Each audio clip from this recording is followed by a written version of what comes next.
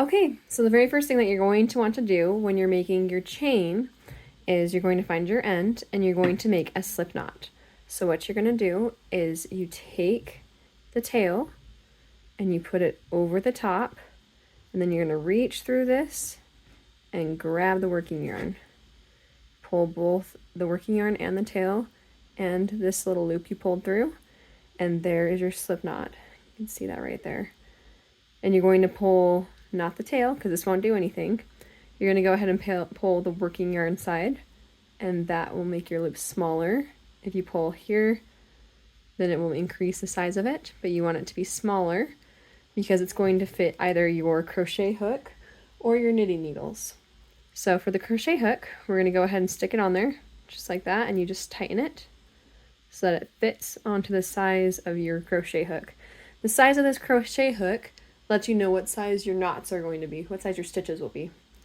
So now let's go ahead and we'll chain. Okay, so now that you have your very first loop, the slip knot, on your crochet hook, you're going to go over your pinky, under this ring finger, over the middle finger, and then I like to just go through this right here. This is called a tension ring. You can also just go over your finger and use your finger for tension if you like. I'm testing out these tension rings. I think that they're kind of nice, and it makes it so that I'm not having to potentially get a yarn burn or anything like that. So what you're going to go ahead and do, you're going to use your middle finger and your thumb to pinch this knot right here, and you're going to yarn under. That means you go under the yarn with your hook, you turn your hook, and you're going to pull it. If it gets stuck, just like that, then your tension's a little tight. It should just be able to go right through. And that's one chain. So now we're going to go again. And that's 2 chains. As you're beginning and starting out, you're going to want to continue moving your finger up.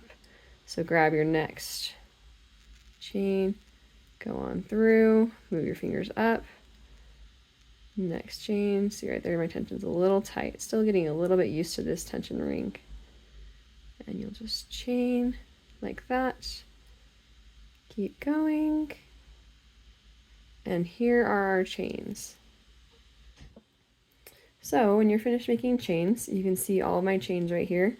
You can count them. You've got 1, 2, 3, 4, 5, 6, 7, 8, 9, and we'll just do one more just to make it a nice even 10. So we've got our 10 chains there. All right, so there's a couple things to know about the chains. There are a few parts. I'm going to show you with a little darning needle that I have. So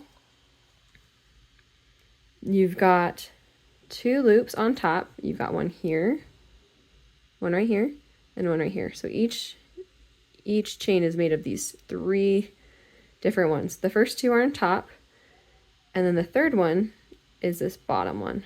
That makes it look like a chain. You see that? So we've got, these are the third loops, and these are all of our front loops, and these are all of our back loops. So that is how you make your chain. Let me know if you have any questions in the comments, and I'll be happy to answer. Thanks.